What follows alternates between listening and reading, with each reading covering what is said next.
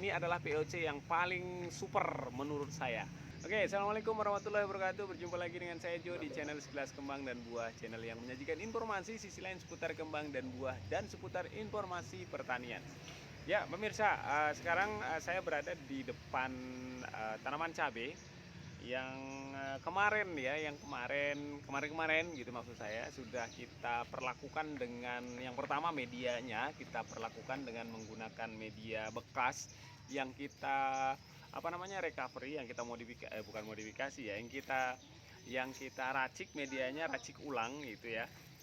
Kemudian yang kedua perlakuannya ini dengan menggunakan pupuk organik cair atau POC ya, menggunakan berbahan darah sapi kemarin ya, yang disinyalir POC dari darah sapi ini mengandung lumayan ya, unsur nitrogennya itu sekitar kalau tidak salah 14%-an lah ya, 14%-an kurang lebih dari informasi yang referensi yang kita dapat itu sekitar 14% ya unsur nitrogennya. Nah, dari dua kombinasi perlakuan ini seperti inilah pertumbuhan dan perkembangan tanaman cabai ini, dan beberapa video dari pertumbuhan dan perkembangan tanaman cabai ini sudah kita review kemarin ya. Di video yang minggu yang lalu kita sudah mereview pertumbuhan tanaman ini. Oke, kali ini saya ingin mengajak pemirsa untuk melakukan dua proses yang masih harus dilakukan ya di pertanaman ini. Yang pertama adalah karena media tanam ini sudah mulai turun ya, sudah mulai menyusut dari potnya, maka ini tidak bisa kita biarkan, alias ini harus ditambahkan ya, harus ditambahkan media lagi. Nah, kemudian yang kedua, di depan pemirsa, di depan kamera ini coba bisa dilihat ya, mungkin bisa dilihat. Nah, ini tanaman sudah mengeluarkan bunga, bahkan ada yang sudah mulai pentil kecil sekali nih. Ini bakal buah ya, dan hampir semua tanaman yang ada di sini, ada sekitar berapa pot ini ya, 1 2 3 4 5 6 7 8 9 10, sekitar 12 pot ini hampir semuanya sudah mengeluarkan bunga dan bakal buah yang kecil-kecil. Artinya apa? Bahwa artinya kita harus melakukan proses pemupukan pada fase generatif ini dengan menggunakan atau dengan menambahkan unsur yang dibutuhkan oleh tanaman itu, yang dibutuhkan ya tentunya oleh tanaman ini, antara lain adalah unsur kalium dan fosfornya.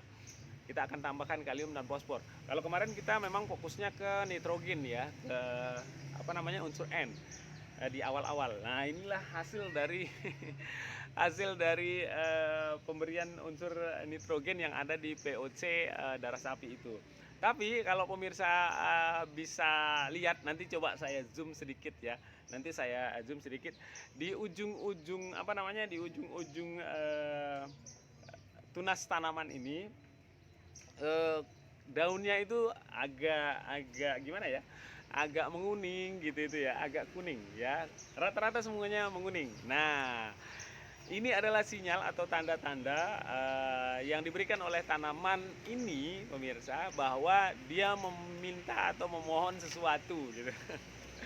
Nah, jadi kita melakukan pemberian atau pemberian nutrisi ini melihat juga sinyal yang dikeluarkan oleh tanaman itu sendiri ya pemirsa ya. Nah, dari sini saya kemarin coba ini Kak, agak terlambat sih memang.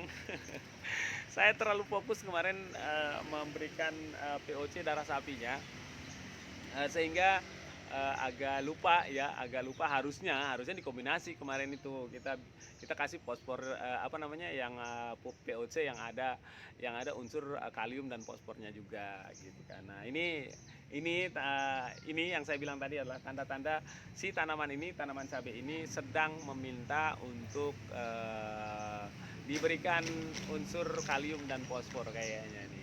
Jadi kalau misalnya dia bisa ngomong, "Mas Bro, tolong dong jangan nitrogen aja, kasih saatnya untuk memberikan kita kalium dan fosfornya," gitu. Kira-kira seperti itu. Baik pemirsa.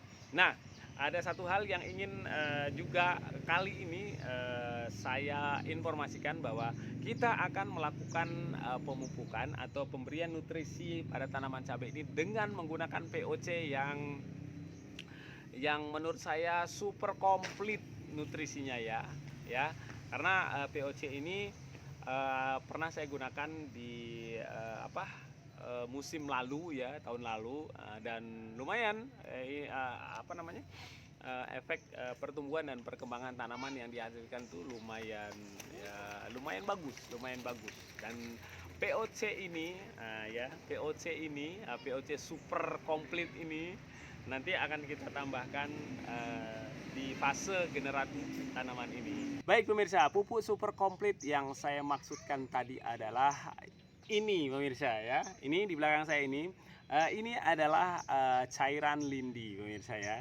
Jadi cairan lindi ini sudah saya simpan kurang lebih hampir 8 bulanan ya. 8 bulanan kita panen, udah agak lama banget dan saya sengaja memang simpan.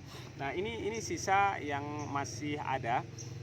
Yang lainnya sudah kita pakai ya. Dan nanti kalau bisa juga nanti kita coba panen yang masih ada di belakang saya ini. Ada tempatnya ya. Nanti kita tinggal panen sebenarnya ya. Cuman saya ingin menggunakan yang sudah agak lama. Ini sudah dijemur pontang-panting ya, udah lama banget lah pokoknya. Jadi proses fermentasinya nanti sudah mateng, sudah jadi gitu kan. Jadi tidak perlu dikhawatirkan lagi efek dari proses fermentasinya. Oke ya pemirsa, jadi aromanya memang khas banget ya, lindi ya. Bau busuknya tetap masih ada ya. Cuman tidak terlalu bau banget karena ini bahan baku dari lindi ini adalah sayur dan buah ya, limbah sayur dan buah. Pokoknya limbah-limbah yang limbah-limbah yang dari bahan nabati ya. Tidak ada campuran limbah hewan yang saya masukkan ke sini. Jadi airnya itu ya, aromanya tidak terlalu busuknya itu nggak terlalu nggak terlalu menyengat ya. Jadi busuknya itu busuk khas banget, limbah sampah dan limbah buah begitu ya. Ya, jadi ini akan kita berikan nanti di pertanaman kita hari ini ya. Mumpung hari ini adalah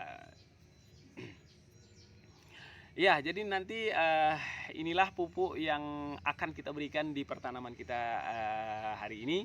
Nanti kita akan lihat perkembangannya setelah diberikan lindi, yang kita berharap dari ini kita berharap fosfor dan kaliumnya dari lindi ini ya pemirsa ya. Nanti kita coba cek ya, yang daun ujung-ujung daun tunas-tunas ya, di ujung yang warna kuning ini apakah bisa menghilang dalam 2-3 hari terakhir setelah proses pemberian. Nanti kita akan laporkan ke pemirsa. Itu ya. Baik pemirsa, mudah-mudahan informasi yang sedikit ini bisa bermanfaat tetap mereka dan menjadi buah yang baik. Wassalamualaikum warahmatullahi wabarakatuh.